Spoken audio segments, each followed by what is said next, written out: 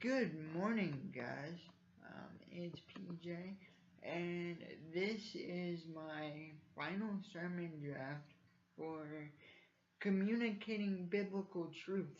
Um, so, to all my classmates who will be watching, um, hello, guys. And before we jump into this, I need to explain something. Obviously, I'm in a different location than when I did my rough draft. Um, I am actually at my church in our youth pastor's office. Um, I work at our church on Tuesdays and Thursdays with a homeschool program. But I know that this final draft was supposed to be a little bit more formal and to have been presented um, in a group or congregational setting, um, but due to some conflicts that my family has kind of bumped up against this week, that didn't happen.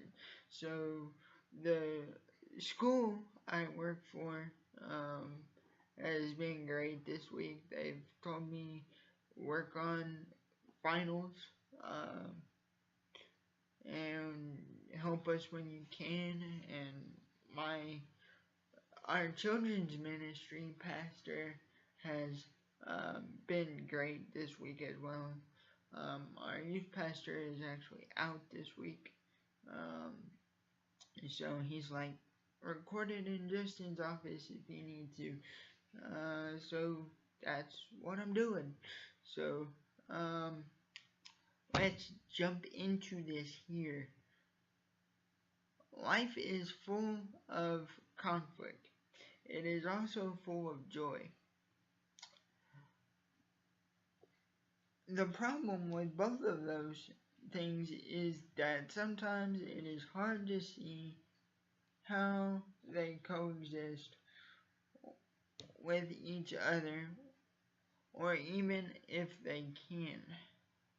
In the next little bit, we're going to dive into that question. Can joy and conflict coexist with each other? More importantly, can we rejoice through conflict?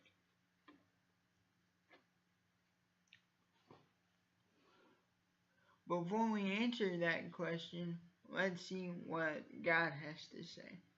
The passage we are going to look at for the next few moments is Philippians chapter 4, verses 1 through 9. If you want, you can pull up or pull out your Bible, whichever works for you. Today, I'm going to pull up my Bible on my phone and read along with me if you want, and then I'm going to pray and we'll get started.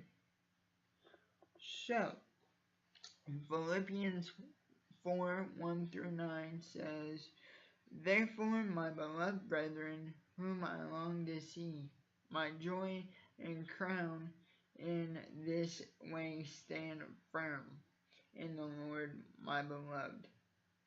I urge Euodia and I urge Syntyche to live in harmony in the Lord.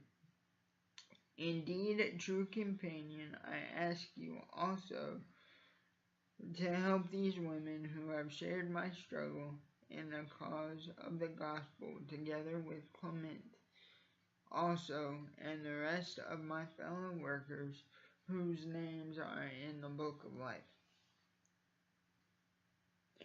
Rejoice in the Lord always. Again, I will say rejoice. Let your gentle spirit be known to all men. The Lord is near. Be anxious for nothing, but in everything, by prayer and supplication with thanksgiving, let your requests be known to God, and the God of peace, which surpasses the peace of God, which surpasses all comprehension, will guard your hearts and your minds in Christ. Jesus. Finally, brethren, whatever is true, whatever is honorable, whatever is right, whatever is pure, whatever is lovely, whatever is good, of good repute, if there is any whatsoever, if there is any excellence, and if anything worthy of praise, dwell on these things, the things you have learned and received, and heard and seen in me, practice these things, and the God of peace will be with you. Dear Lord, I come before you this morning kind of an emotional basket case. So Lord, I ask for peace and guidance as I dive into your word, and I ask for peace and guidance for those who will be watching this whenever they watch it. Lord, I ask that you guide us and direct us and give us wisdom as we gain a little bit of knowledge from your word, especially on the subject of joy and conflict. Lord, I just ask that you would direct us and watch over us. In Jesus' name, amen. So, now that we have something to help us answer our question, let's break it down. The first piece is the framework of the question. Let's look at the framework as a sort of puzzle within the bigger question of can we rejoice in conflict? The first piece is what is the point of the passage? My guess, and it's not really a guess, would be that there are individuals within the church of Philippi that are at odds with each other.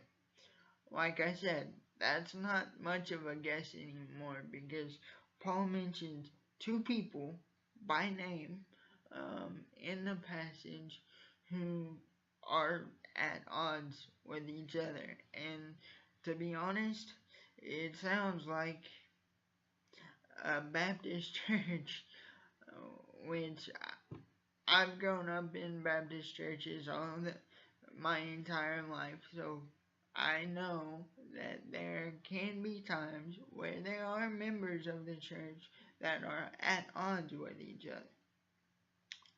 So, the individuals may even have other individuals who are on their side of whatever the argument is.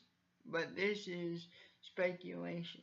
What we do know is that they are disagreeing with each other, which is causing conflict. In these few verses, Paul's trying to explain to them how to handle it.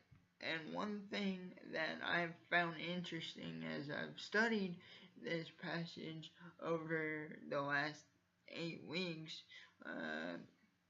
is that even though this letter is going to an entire church, in these few verses, in verse 2, I believe, if I'm right, Paul even tells them that he's talking to one specific member of the church at that point.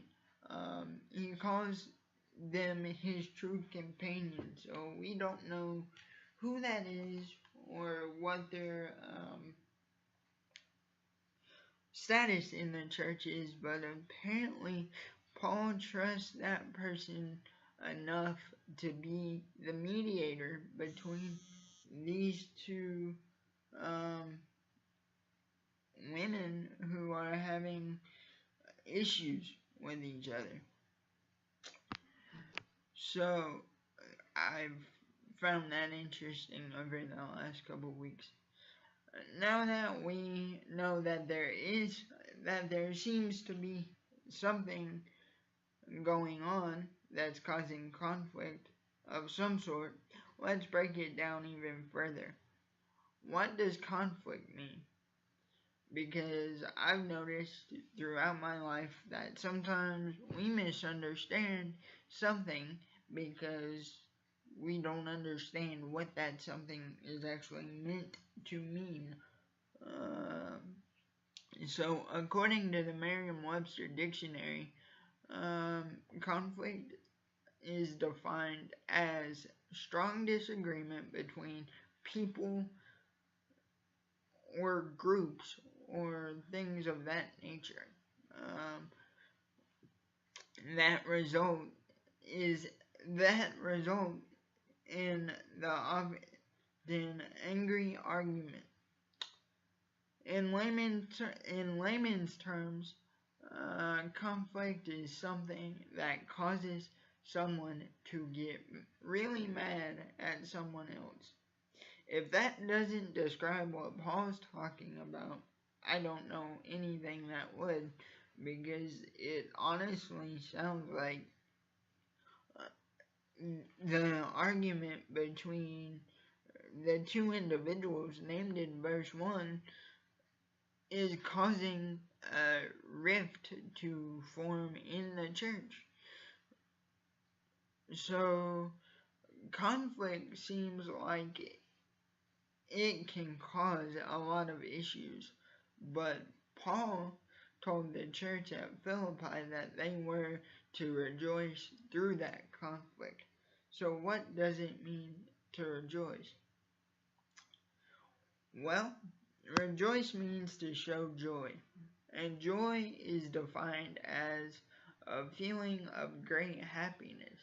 So joy is the look on little kids' faces when they open presents on Christmas morning. Or in my case, growing up, it wasn't necessarily the opening of the presents that caused me a whole lot of joy. It was the opening presents and playing with toys, and then automatically opening something else and playing with it for a little while and making a huge mess, and at least not directly being told, hey, clean that up before you move on to something else. Another more recent example of joy, not personally, but my children's pastor, who I work with all the time, is a huge Georgia Bulldogs fan. And we live in Tennessee, so Georgia played Tennessee last Saturday and beat them 41-0. So Sunday, when I rolled into church, I knew Carl was going to be ecstatic, and he was, to the point where he was wearing all red and wearing his Georgia hat in church, which Carl never does. He's always got it close by, but he never wears it on a Sunday morning when he's greeting people, and he was today, or this week. So if that didn't show joy, I don't know what does. Okay. There's one more piece of the framework to this question we need to find before we can ultimately answer it. Does this have anything to do with us? Let's think about it. Do we have conflict in our life? Do we have joy in our life? The answer to those questions should be pretty easy. Yes to both questions, right? Now, do we have conflict with others, for example, in our churches? If the answer is yes, we need to seek those people out and resolve whatever issues we may have with them. Can those conflicts affect others?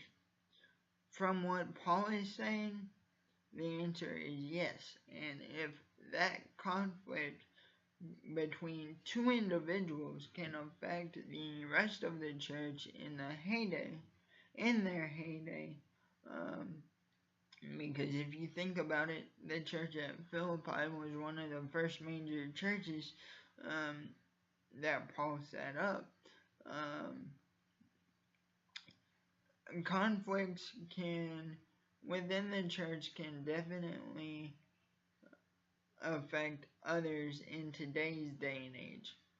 Because if you think about what's going on right now, one example in the South is the Confederate monument issue.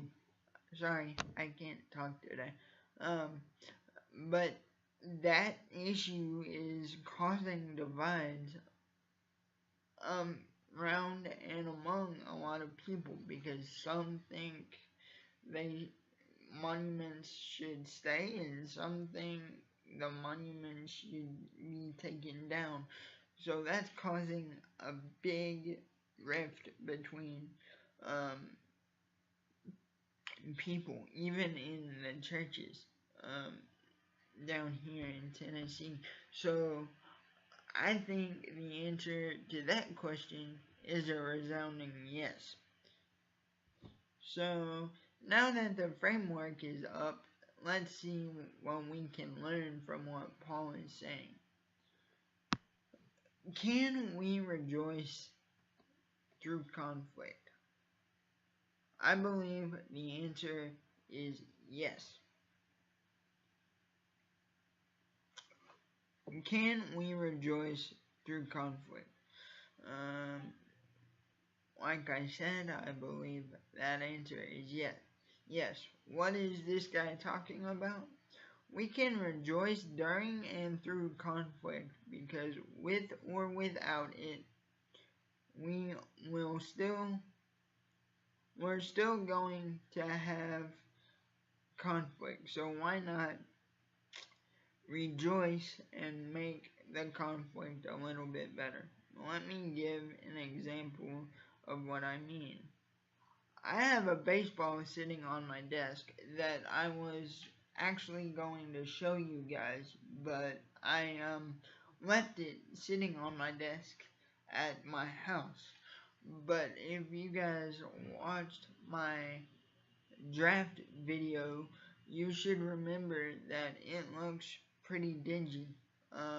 And that's because it's from a game from a couple years ago that was played by our local minor league affiliate.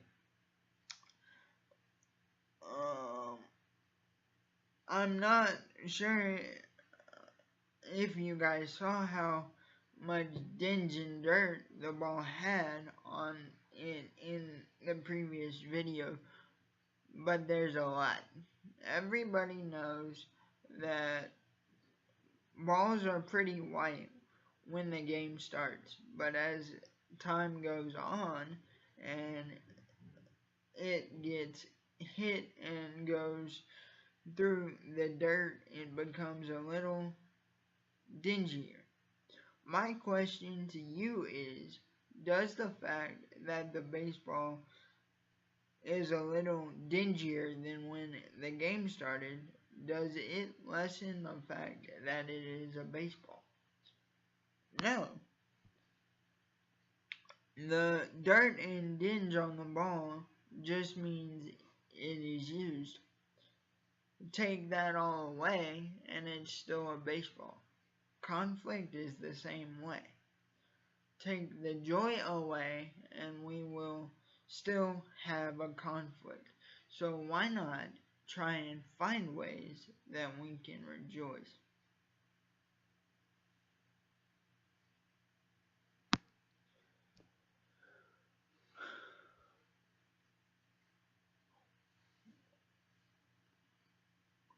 So now that we've established that even without joy we will still have conflict, why will we still have conflict? Paul even tells us how we can rejoice through conflict, and we will go into that in just a minute. But first, let's answer that question. Why will we still have conflict? The cause of conflict is a 3-letter word: sin. Because of sin, conflict entered into the world, and we will all have the conflict at some point in our lives because of it. In Romans 3:23, Paul writes that for all have sinned and fall short of the glory of God. So even if we are good people, we will all have a conflict because we are all affected by sin. So, can we rejoice through conflict? Yes, but that question led to another question. So, knowing that conflict is caused by sin and that we all are affected by it, how can we rejoice through conflict?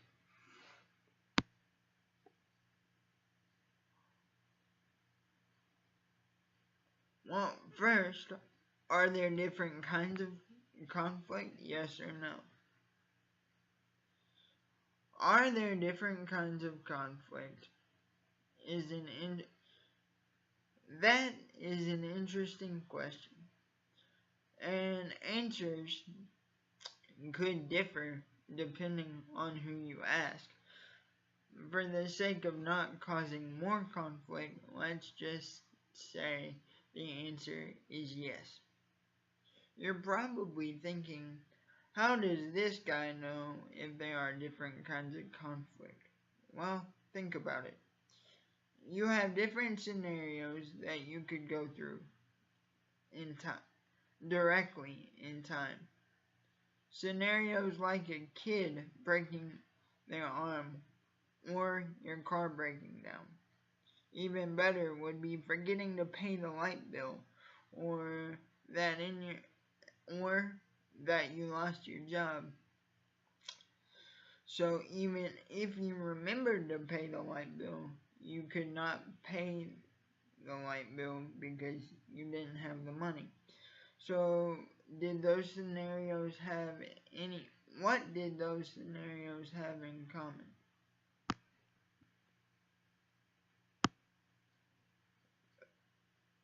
The thing they had in common was it could be worse. Each one of those scenarios or concepts of conflict had one that was worse than the other.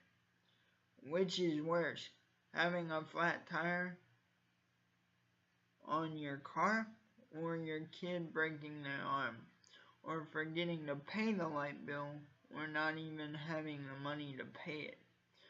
Conflict can always be worse, whether it's an argument or a scenario where something goes wrong. How do I know? I know because I live in a constant state of conflict. What am I talking about?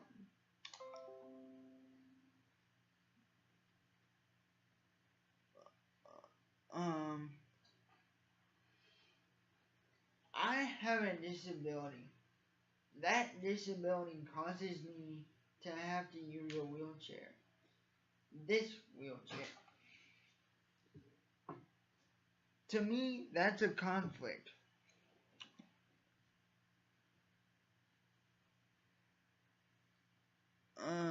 Because it affects my way of life. Because I don't get to do everything like most people consider an average 22-year-old to be able to do. I can't drive or join the military like every boy dreams of doing at some point in his life.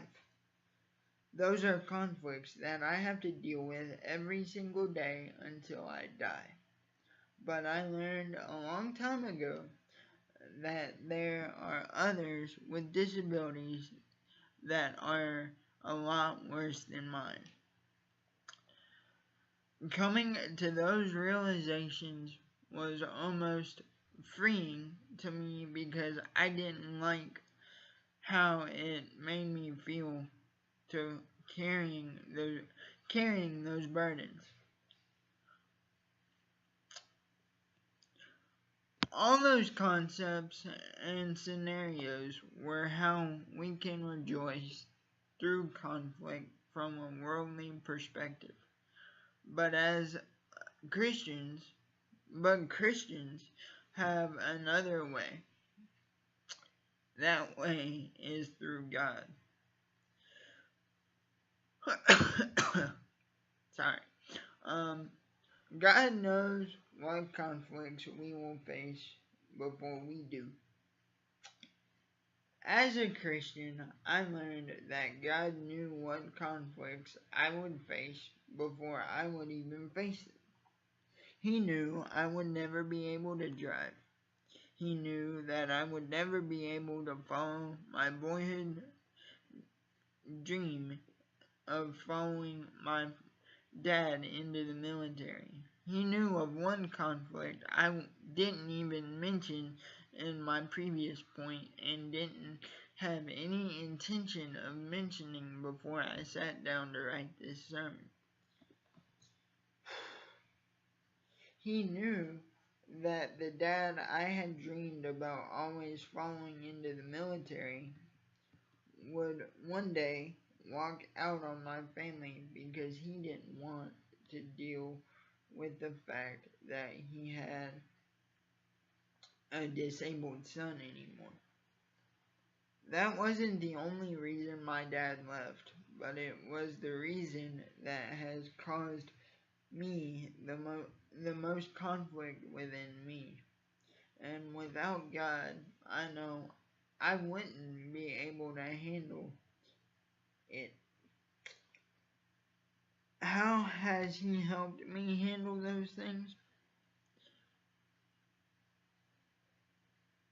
Not only does God know what conflicts we will face before we face them, He also gives us the tools that we can use to face them. What kind of tools? In my case, God knowing the conflicts that I would face, like not being able to follow my dad into the military, allowed Him to put other things in my path that would give me the same sense of purpose and pride, like helping others affected by disability realize that just because they have a disability doesn't mean they can't live life to the fullest. How do I do that? I do that by playing sports and working for ministries that allow families to be given opportunities to do what normally they won't be able to do, like go to summer camp or to church. So while I had to put away my boyhood dreams at a pretty early age, God gave me opportunities to use the conflicts that I had been given. He let me use those conflicts to reach people for His kingdom. Paul also talks about different tools we can use to combat conflict. I'm not going to go back and read the entire verse, but in verses 8 and 9 of chapter 4, Paul tells the church at Philippi that if they stand on the things like what they saw Paul modeling for them during his time with them that God would meet with them. Things like excellence, purity, and love are the things that drive away conflict. So, do others have access to these tools? The answer to that question is simply yes. It doesn't matter who you are, what you do, or what you have done. Everyone on this planet has access to these tools. How do they have access to those tools? That is another simple question. The answer to that question is simple, but it can also cause a form of conflict. All we have to do to gain access to those tools that God gives us to work through conflict is accept His grace through His Son Jesus. John 3:16 tells us how. For God so loved the world that He gave His only begotten Son, that whosoever believes in Him shall not perish, but have eternal life. So how do we gain access to the tools God gives us? We gain access by accepting His love for us in the form of salvation through Jesus Christ. How can that cause conflict? Because of our sinful nature. Because our sinful nature does not want to leave. And He never really does. Another way to put it would be, it doesn't like to share, and neither does God. From the moment we accept Christ, the salvation we have in God that gives us access to those tools, and our sin nature battle with each other. And that sends each of us into conflict with one another. Even though they're at battle, that doesn't stop us from having access to God. Can we rejoice through conflict? I think we've seen that we can. We've seen what joy and conflict mean. We've seen that no matter what day and age we live in, conflict is ever present.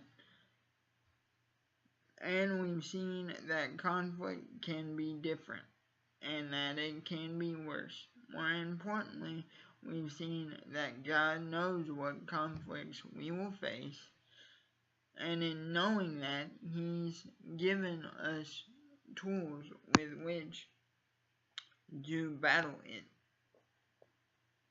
And we've seen how we can gain access to those tools. I have one more question for you. Are you ready to gain access?